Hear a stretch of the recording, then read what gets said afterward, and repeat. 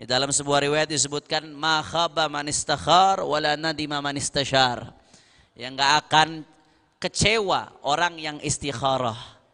Wala nadima man istashar, dan tidak akan menyesal orang yang minta petunjuk. Makanya kita disunnahkan, dianjurkan untuk istikharah, apalagi segala hal yang berkaitan dengan kehidupan kita, apalagi berkaitan dengan kehidupan agama kita. Mau milih guru, istikharah. Mau ngaji, milih majelis, istikharah. Supaya nggak salah guru, supaya dapat yang bisa membimbing jalan Allah Subhanahu wa ta'ala. Mau milih rumah, istikharah. Mau milih calon daripada calon istri atau calon suami, istikharah. Ma khaba man istakhar. Kata Rasulullah SAW, orang yang istikharah nggak akan kecewa. Kenapa nggak akan kecewa? Karena yang nunjukkan dia adalah Allah Subhanahu. Wala nadima man istashar. Begitu juga kita dianjurkan untuk istisyarah. Jadi ada istikharah, ada istisyarah. Kalau istikharah minta petunjuk Allah, kalau istisyarah itu minta bermusyawarah, minta pendapat kepada orang-orang yang ahli din, ahli agama. Orang-orang yang lebih berpengalaman matang sunnah, saudara. Itu sunnah, dianjurkan. Kita pengen mondokin anak, datang ke kiai, istisyarah, minta pendapat kiai, bagusnya anak saya pondokin di mana, supaya nggak salah tempat mondok. Karena kan sekarang yang namanya pondok macem-macem. Ada pondok sekarang tapi yang diajarkan membid'ah-bid'ahkan, mengkafir-kafirkan, ada atau tidak? Ada. Ada pondok yang ujung-ujungnya ngajak orang benci kepada keluarga Rasulullah. Ada apa kagak? Ada.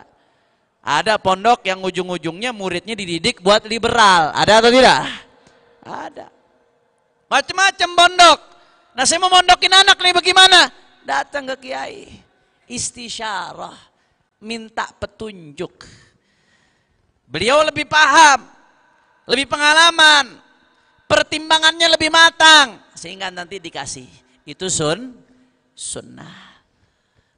Saya ingat dulu mau nikah, istisyarah. Selain istikharah, musyawarah. Tanya kira-kira cocok atau tidak nih, ini orang baik atau tidak, cocok nggak buat anak saya, kira-kira agamanya bagaimana, sholatnya rapi atau tidak itu orang, puasanya rapi atau tidak, bagaimana muamalat dia dengan sama manusia. Itu namanya istisyarah. Sunnah, saudara. Saya jadi teringat waktu saya mau melamar putri imam besar. Ketika saya ada niatan mau melamar putri daripada imam besar, istri saya Syarifah Zulfa.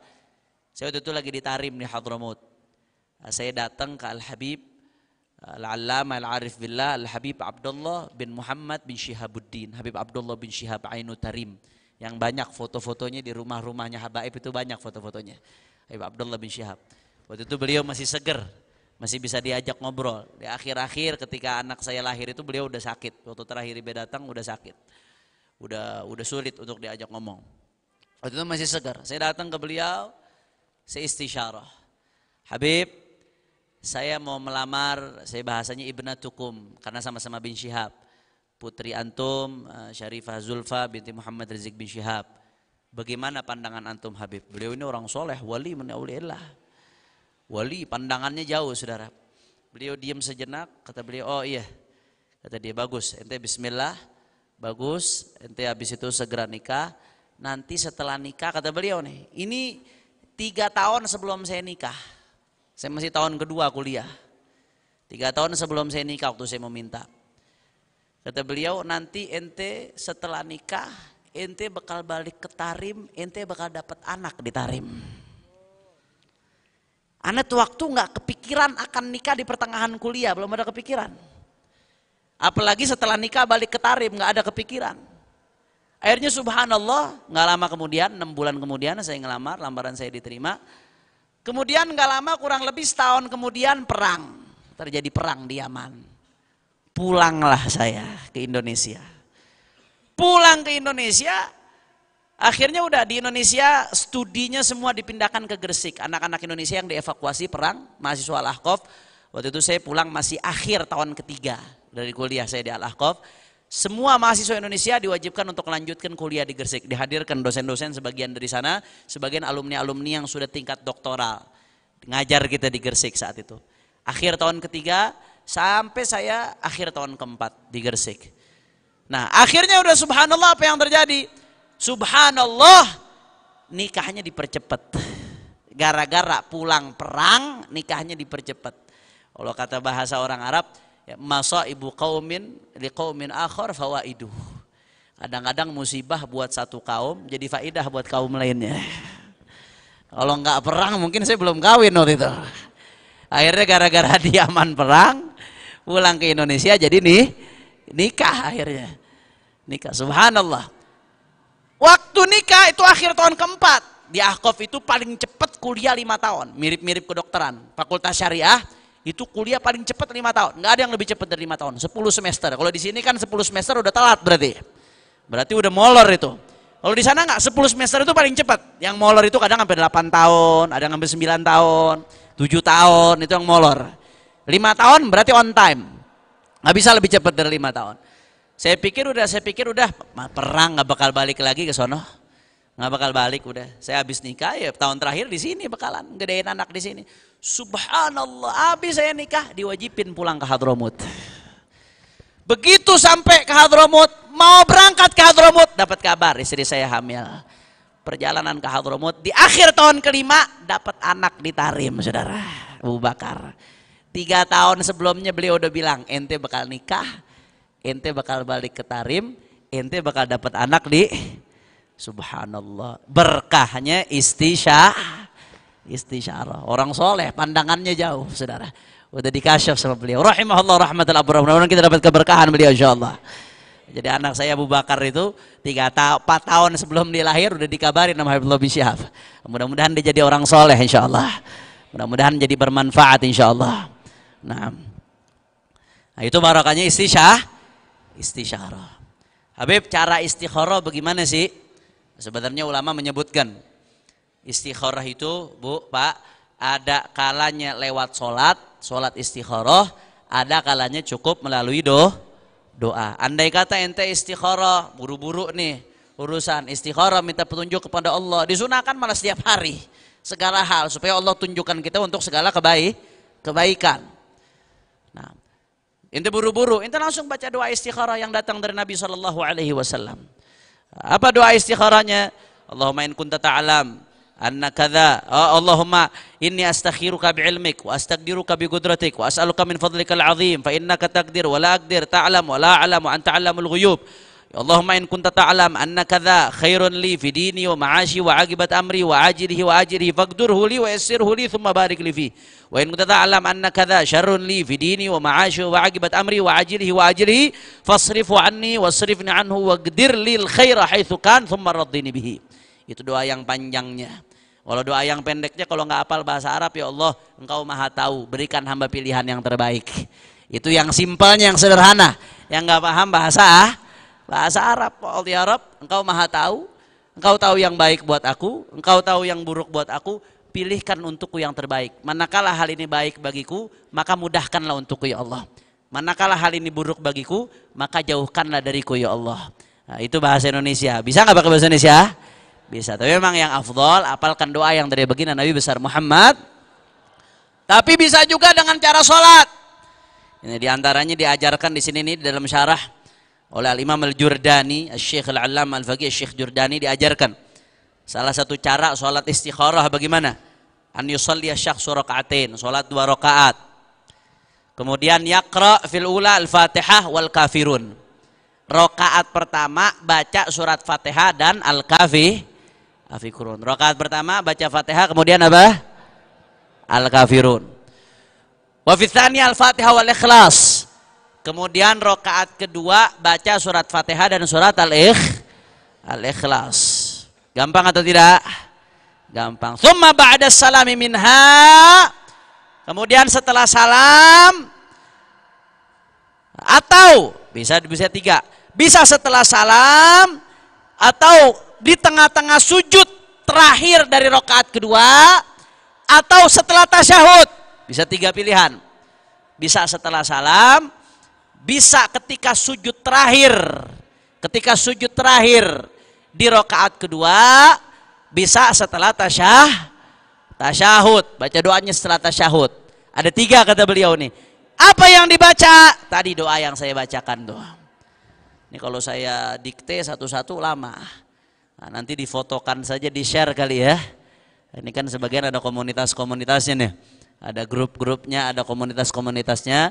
Nanti saya fotokan, saya kasihin harokat, nanti di-share masing-masing. Insya Allah. Dibaca doa tersebut.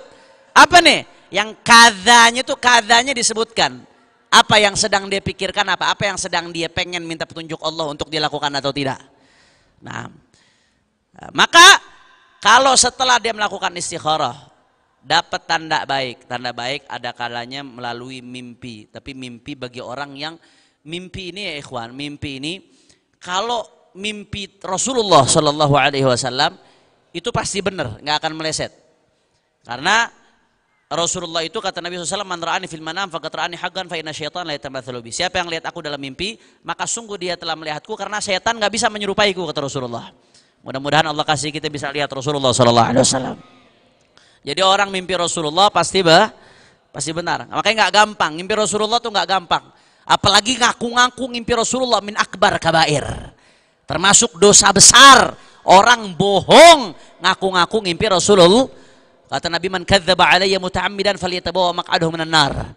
Orang yang dusta atas namaku, bohong bawa-bawa aku, nggak ngimpi Nabi, ngaku ngimpi Nabi, bukan cucu Nabi, ngakunya cucu Nabi, Habib palsu, banyak apa kagak tuh? Banyak. Nabi nggak ngomong, nggak ada hadis Nabi begitu, dia bohong bikin hadis, dusta atas nama Nabi. Apa ancamannya kata Nabi? Falyatabawa maq'adahu minan nar.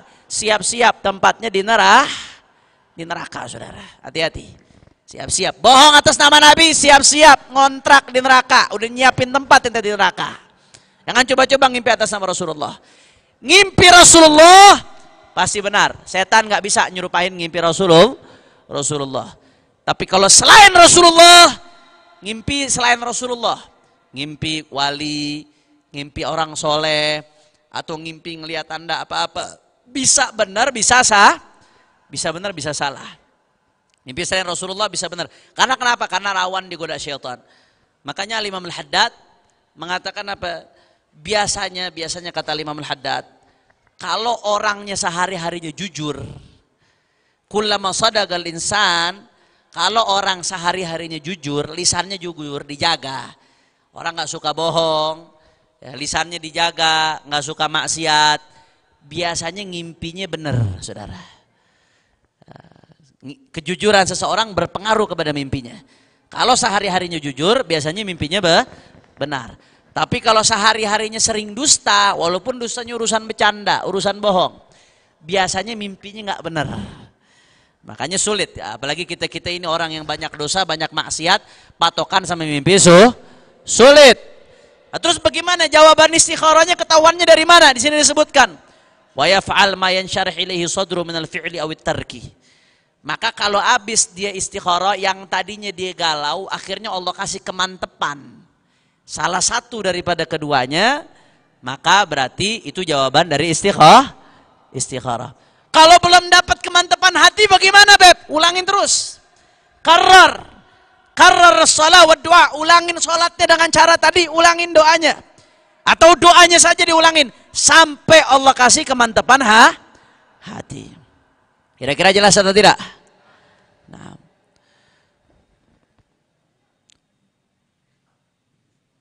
terus bagaimana kalau nggak dapat jawaban juga, Beb?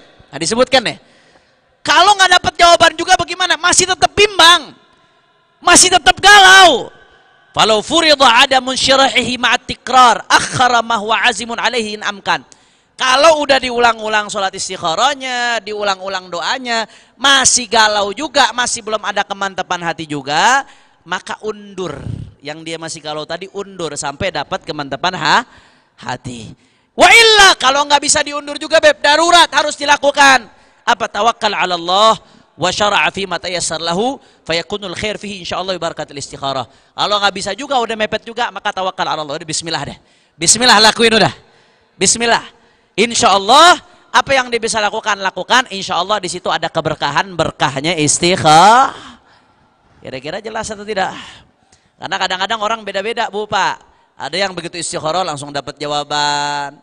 Ada yang istikharah tetap nggak dapat jawaban. Ada yang apa namanya ada yang udah berkali-kali nggak dapat jawaban juga tadi katanya. Andai kata dia nggak dapat jawaban juga dan itu mau nggak mau harus dilakukan, tawakal ala Allah. Tawakal ala Allah, insya Allah Allah kasih keberkahan, berkahnya istikharah.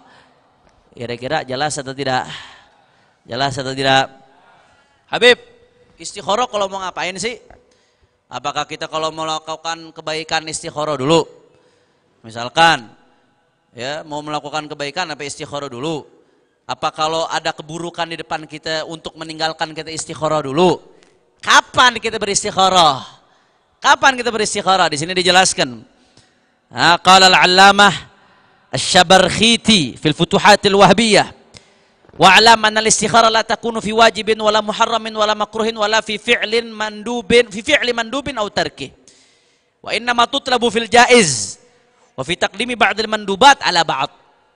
Kapan tempatnya istikharah? Kata beliau, ketahuilah istikharah itu bukan dilakukan ketika kita mau melakukan wajib. Contoh, ente punya kewajiban zakat, kayak sang bener mau ngeluarin zakat, saya istikharah dulu ya, zakat apa jangan ya, bener atau ngaco tuh? Itu udah wajib, nggak usah pakai istikharah, lakuin. Paham atau tidak? Aufi mandub, atau dalam perkara yang sunnah. La aufi muharram, wala fi muharram, atau untuk melakukan haram. Ini kebetulan ada bir merek baru nih. Beli apa kagak ya?